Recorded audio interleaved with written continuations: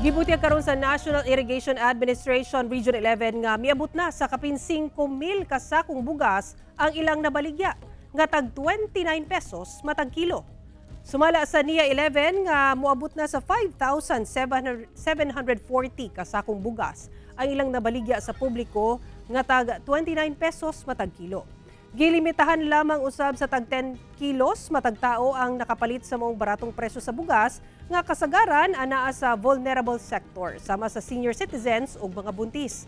Tungod niini plano sa NIA 11 nga palapdan pa ang luna sa Davao Region nga magamit alang sa contract farming aron makapamaligya og mas baratong kantidad o presyo sa bugas.